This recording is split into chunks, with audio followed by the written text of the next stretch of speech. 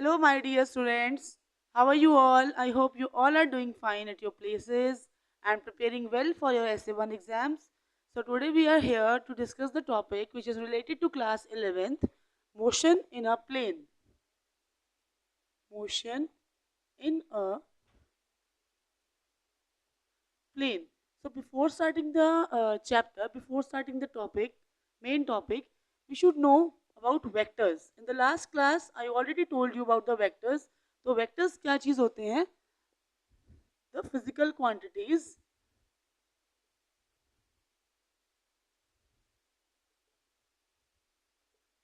which have magnitude as well as direction. वो physical quantities जिनकी magnitude means उसकी magnitude का मतलब होता है those have numerical value as well as उसकी direction भी होगी. जैसे एग्जांपल मैंने आपको बताए थे displacement, velocity, etc. इस तरह की जो फिजिकल क्वांटिटीज हैं उनका मैग्नीट्यूड भी होता है प्लस उनकी डायरेक्शन भी होती है. So those type of physical quantities are called vectors. तो एक वेक्टर को हम जो है वो रिप्रेजेंट कैसे करेंगे? सपोज ए हमारे पास कोई वेक्टर है ए, कोई फिजिकल क्वांटिटी है a and that physical quantity is a vector. So simply we will put an arrow on its head. इसके हेड के ऊपर एक एरो लग जाएगा तो इसको देखते ही हम पहचान जाएंगे कि ए इज अ वेक्टर. अब इस वेक्टर का अगर हमें मैग्नीट्यूड निकालना है तो उसको हम सिंबलाइज करेंगे इस तरह से. अगर इस तरह से कोई आपके पास वैल्यू पड़ी है तो हम लोग देखते ही पहचान जाएंगे कि it is the magnitude of vector A.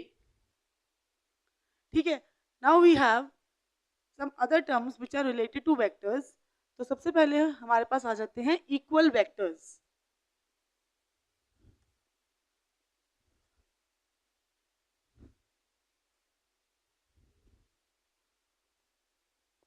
First is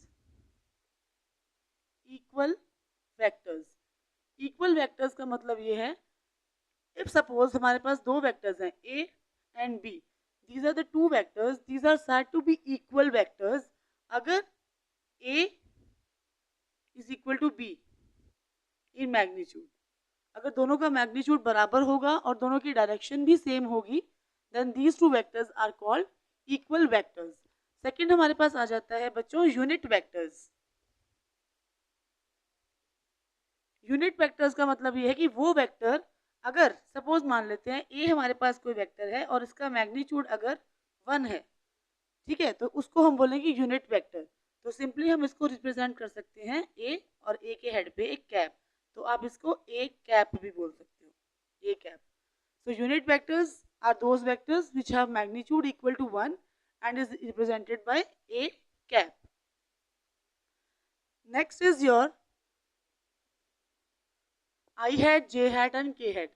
देखिए बच्चों, 3 डायमेंशन की जब हम बात करेंगे तो ये हमारे पास एक्स एक्सिस होता है, बहुत अच्छे से आप इसको जानते हैं, y axis and this is z axis. तो एक्स एक्सिस के अलोंग जो यूनिट वेक्टर होता है हम उसको आई कैप से रिप्रेजेंट करते हैं. वाई एक्सिस के जो अलोंग होता है उसको हम जे कैप से करते हैं और जो जेड एक्सिस के अलोंग यूनिट वेक्टर होता है उसको हम के कैप से रिप्रेजेंट करते हैं. सो आई कैप, जे कैप एंड के कैप ये unit vectors हैं. these all are unit vectors along x axis, y axis and z axis. मतलब x axis के along जो unit vector होगा that is i cap, y axis के along जो unit vector होगा that is j cap और z axis के along जो unit vector होगा that is k cap. ये कॉन्सेप्ट है i, j और k का. उसके बाद हम आ जाते हैं बच्चों नेगेटिव वेक्टर्स पे.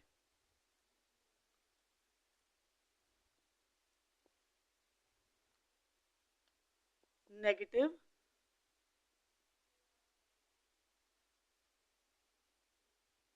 वेक्टर्स. नेगेटिव वेक्टर्स में क्या करेंगे हम? सपोज हमारे पास दो वेक्टर्स हैं ए एंड बी. तो ये नेगेटिव कब होंगे? जब मैग्नीट्यूड दोनों का बराबर होगा और जो डायरेक्शन है वो अपोजिट होगी. That means A is equal to minus B. This is negative vector. Negative of a vector means जो B है that is negative of A. Means magnitude will be same.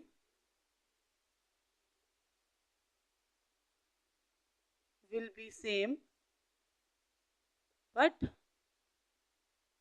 direction is opposite. दोनों opposite direction में होंगे but दोनों का magnitude जो है वो सेम होगा. That is called negative of a vector. उसके बाद हमारे पास आ जाता है जीरो वेक्टर.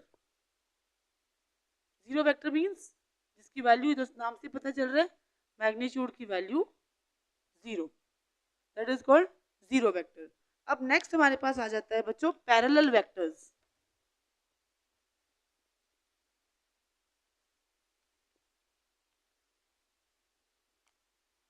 नेक्स्ट आएगा पैरेलल वेक्टर्स.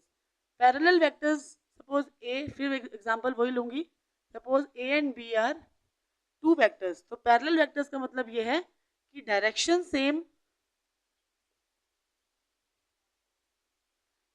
सेम रहेगी बट मैग्नीट्यूड मे और मे नॉट इक्वल.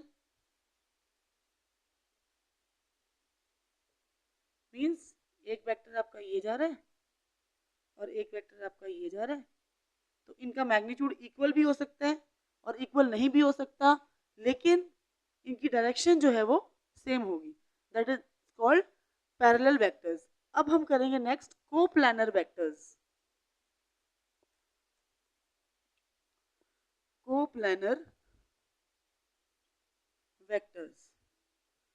कोप्लानर से पता चल रहा है the vectors which are in same plane, which are in same plane. जैसे अब मैं बात करती हूँ उस बोर्ड की, तो इसमें अगर मैंने वेक्टर्स बनाए, सपोज इस पे मैंने वेक्टर्स बनाए A, B,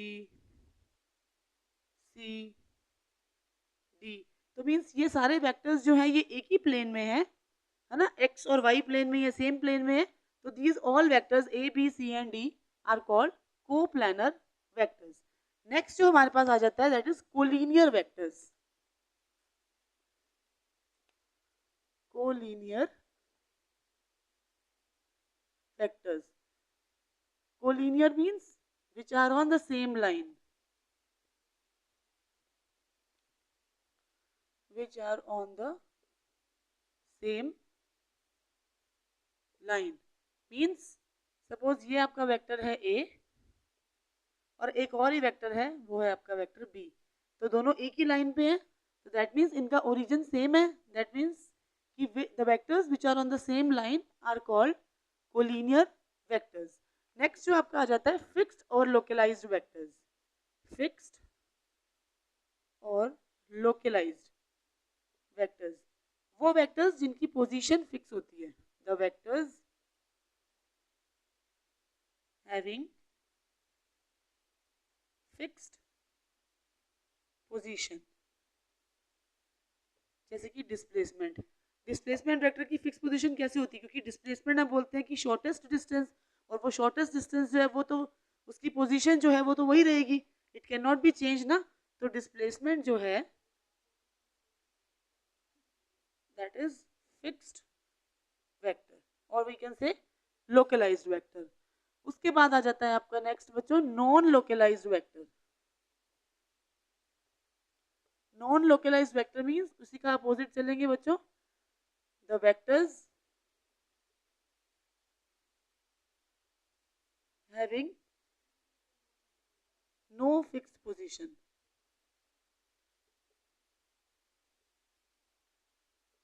वो वेक्टर्स जिनकी कोई पोजीशन जो है वो फिक्स नहीं होती है.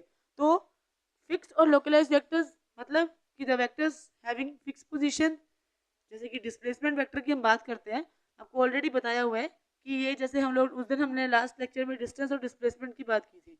तो अगर ये यहाँ से O A और B, यहाँ से अगर ये डिस्टेंस है तो ये डिस्प्लेसमेंट है OB. तो डिस्प्लेसमेंट जो है वो शॉर्टेस्ट डिस्टेंस होता है, तो शॉर्टेस्ट डिस्टेंस है उसको हम और शॉर्टेस्ट, तो जो शॉर्टेस्ट डिस्टेंस है वही तो ना डिस्प्लेसमेंट है।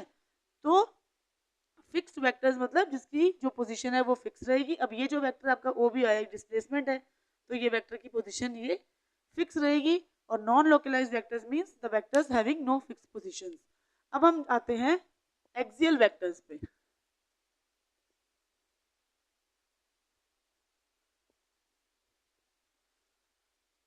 आज का जो हमारा टॉपिक रहेगा लास्ट वो है एक्सियल वेक्टर्स। एक्सियल वेक्टर्स को आप बोल सकते हो स्यूडो वेक्टर्स आल्सो, ठीक है। या तो एक्सियल वेक्टर्स बोलोगे बच्चों, या तो इसको बोलोगे आप स्यूडो वेक्टर्स। अब एक्सियल वेक्टर्स का मतलब है कि those vectors which produce rotational effect, वो वेक्टर्स जो रोटेशनल इफेक्ट प्रोड्यूस करेंगे, जैसे कि टॉर्क, एंगुलर मोमेंटम,